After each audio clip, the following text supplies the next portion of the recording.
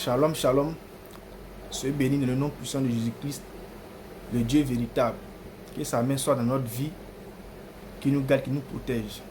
Aujourd'hui, on va partager un thème qui est l'Église face à l'État. Bien aimé, on va démontrer d'abord qu'est-ce que l'Église et on va parler de l'État.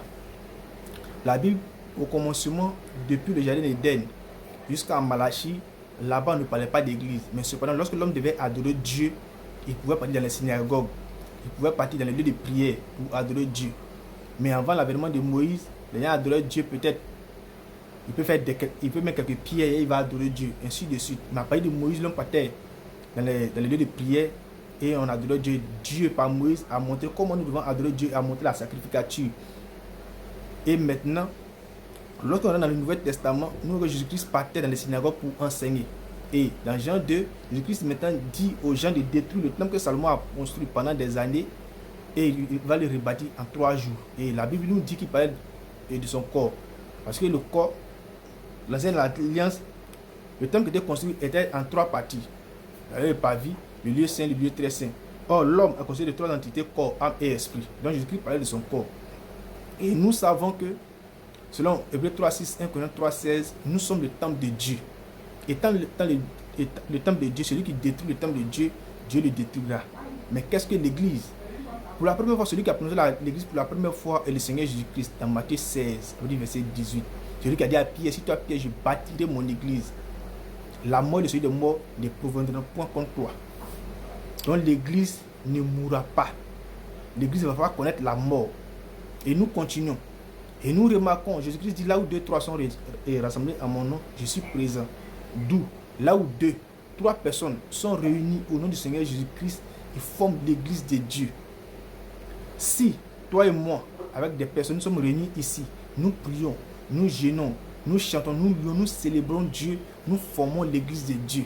Parce que la Bible nous dit dans Actes 7, verset 47, que Dieu n'habite pas dans tout ce qui est fait des mains d'hommes, c'est-à-dire les temples, là où nous partons adorer, les maisons, les statues que nous faisons, les chapelets que nous faisons, Dieu n'est pas dedans. Donc ces temples que nous faisons là, ces grands édifices que nous faisons là, n'est pas la maison de Dieu. Non, non. N'est pas l'église de Dieu. Mais l'église de Dieu, c'est toi et moi. Nous construisons ces temples à cause du soleil, peut-être à cause de la pluie, mais à cause de la neige, en fonction des climats, en fonction des pays. Donc ce n'est pas l'église de Dieu. Donc l'église de Dieu, c'est toi et moi. Or, l'église de Dieu doit être conduite par le Saint-Esprit. L'église de Dieu doit être conduite par Jésus-Christ. C'est pourquoi Jésus-Christ pourrait dire dans Jean 16, 13, lorsque le consolateur viendra, il vous conduira dans toute la vérité. Et quand le consolateur, qui est le Saint-Esprit, est venu dans Acte 2, il a conduit les apôtres dans toute la vérité. Donc les apôtres de Jésus-Christ, lorsqu'ils se réunissent pour prier Dieu, pour célébrer Dieu, pour glorifier Dieu, ils forment l'église de Dieu. Lorsqu'ils prient à Jérusalem, ils sont l'église de Jérusalem. Lorsqu'ils prient à Antioche, ils sont l'église d'Antioche. Aujourd'hui, si quelqu'un ajoute un autre nom en dehors du lieu où les fils de Dieu se rassemblent pour prier, ces personnes-là ne sont pas l'église de Dieu. Si tu dis que tu appelles l'église Y, mais l'église Z, mais l'église tant, du simple fait que tu n'as pas ajouté le nom du lieu où rassembler pour prier, laisse-moi te dire que tu n'es pas l'église de Dieu. Parce qu'un pied dedans, un pied dehors, c'est 2 pieds dehors. Donc l'église de Dieu, c'est tous ceux qui ont cru au véritable message de Jésus-Christ et qui manifestent ce message-là, ceux qui forment l'église de Dieu. Donc ça veut dire, si nous sommes à Abidjan, nous sommes l'église d'Abidjan. Si nous sommes peut-être dans une commune d'Abidjan qui est à Bobo, nous sommes l'église d'Abobo. S'il y a un autre nom qui est ajouté, cela ne vient pas de Dieu. Et l'église est conduite par le Saint-Esprit. L'église, les lois de l'église viennent de Dieu. Les pressions de l'église viennent de Dieu. Les lois de l'église et les pressions de l'église viennent de Dieu. Or, cela est retranscrit dans les Écritures, dans la Sainte Bible. Et nous remarquons dans la même Bible, dans Romains 13, premier verset, la Bible dit que nous devons être soumis aux autorités, car ces autorités sont établies par Dieu. Ça veut dire aujourd'hui, si un président qui est établi en Côte d'Ivoire, c'est Dieu qui l'a voulu. Que tu l'aimes ou pas, c'est Dieu qui l'a voulu. Qu'il soit bien ou pas, c'est Dieu qui l'a voulu. Si un président est installé en France, c'est Dieu qui l'a voulu. C'est Dieu qui l'a établi. Qu'il soit bien ou pas, ça, c'est pas ton problème. Donc tu dois respecter l'autorité, tu dois respecter ce que le magistrat dit, tu dois respecter ce que le président dit. Ça, c'est ce qui est normal. Mais cependant, notre thème, c'est l'église et face à l'État. L'État, c'est quoi? Qu'est-ce qu'on nous a appris à l'école primaire? On dit l'État, c'est toi et moi. C'est nous qui formons l'État. Mais cependant, il y a les autorités compétentes qui sont là pour pour choisir, pour faire des décrets, pour choisir des lois que nous devons respecter. Et ces lois-là, pour nous les fils de Dieu, pour nous l'église de Dieu, tant que ces lois ne vont pas contre l'adoration de notre Dieu, ces lois ne vont pas contre les préceptes de notre Dieu, nous les respectons car nous savons que nous devons obéir aux autorités. Mais ça peut arriver que nous ne respectons pas certaines choses, on serait poursuivi. Comme au temps de Jésus-Christ. Lorsqu'on dit à Jésus-Christ de ne pas faire ça et qu'il le faisait, on le poursuivait.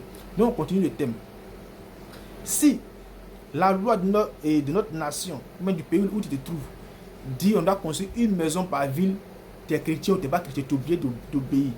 Mais lorsque la loi de ton pays te dit arrête d'adorer Dieu, là c'est bizarre. Car c'est là Paul se lève pour dire, Pierre au moins se lève et il dit, nous devons obéir à Dieu ou à l'homme. C'est vrai, ce sont nos autorités.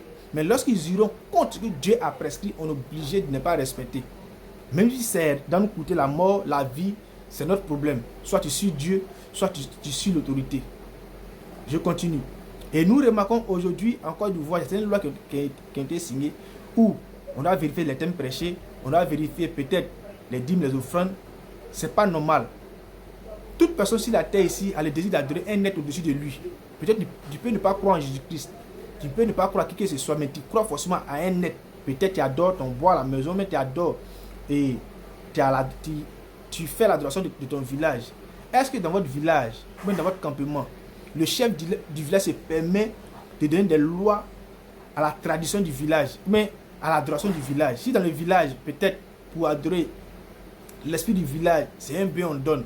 Est-ce que le chef du village peut venir dire aujourd'hui, à partir d'aujourd'hui, le bœuf qu'on donne là, envoyer une partie chez moi, mais c'est moi qui dois manger le bœuf d'abord? Non et non. On doit respecter les lois qui étaient prescrites par le Dieu que vous adorez dans vos villages. C'est de la même manière aujourd'hui, en Côte d'Ivoire et dans le monde entier, nous devons respecter les lois de l'Église. Si vraiment nous croyons que plusieurs personnes dans l'État, d'autres sont chrétiens, d'autres ne sont pas chrétiens. De la même manière, on ne doit pas se lever pour dire qu'on doit fermer tous les lieux de prière, peut-être des musulmans, on doit fermer tous les lieux de prière, peut-être des animistes. De la même manière, on ne doit pas fermer tous les lieux de prière et des chrétiens.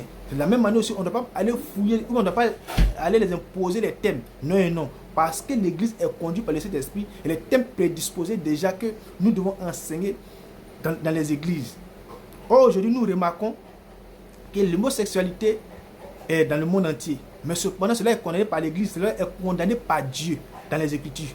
Mais les faux pasteurs, les faux hommes de Dieu aujourd'hui acceptent dans certaines églises qui ne sont pas l'église de Dieu, bien sûr, qu'on puisse être homosexuel, on puisse condamner la polygamie. Or, cependant, la polygamie, l'homosexualité, la polygamie est acceptée par la Bible. L'homosexualité est condamnée par la Bible. Mais dans les églises, ils le font. D'où ne sont pas l'église de Dieu. En Dieu, c'est l'église de Satan. C'est vrai, il faut appeler l'église, mais Dieu n'est pas là-bas. Car la Bible nous dit un pied dedans, un pied dehors, c'est deux pieds dehors. Donc, bien aimés frères, bien aimés sœurs, tant que l'État, tant que les autorités nous diront des choses, nous vont mettre des préceptes, nous vont voter des lois qui ne vont pas contre les préceptes de l'évangile, les préceptes de notre Dieu, nous les respectons avec entière soumission. Car la Bible nous dit, respectons nos autorités, respectons nos magistrats, nous les respectons. Mais lorsqu'on viendra nous dire, à partir d'aujourd'hui, dans toutes les églises, on doit prêcher que l'homosexualité est vraie, nous ne sommes pas dedans. Lorsqu'on viendra nous dire, à partir d'aujourd'hui, on doit prêcher pour être homme de Dieu, on doit aller faire école pastorale pour sortir avec des diplômes, pour voir qu'on est pasteur, nous on n'est pas dedans. Lorsqu'on viendra nous dire, on doit prêcher dans toutes les églises, à partir de 10 ans, la femme doit aller avec l'homme, on n'est pas dedans, parce que Dieu ne dit pas ça.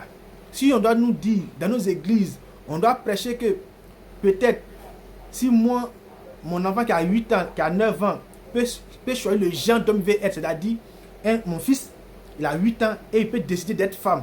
Nous, on est contre ça. Tant que la loi de notre pays, même la loi, même l'État dirait des choses contre ce que Dieu nous prescrit, on ne va pas accepter. C'est pourquoi l'Église, l'État ne doit pas s'ingérer dans l'Église. Mais cependant, les chrétiens doivent respecter l'État, doivent respecter tout ce que l'État dit. Sauf si cela va contre ce que le Dieu prescrit. Donc, ce béni peuple de Dieu, tant que l'État dira des choses qui sont conformes à la morale humaine, qui ne vont pas contre les préceptes de l'Église, nous allons les respecter. Mais tant qu'ils donnent des choses qui vont contre les préceptes de l'Église, on va se retirer. Donc, soyez bénis, que la main de Dieu Tout-Puissant soit sur vous. Shalom, shalom.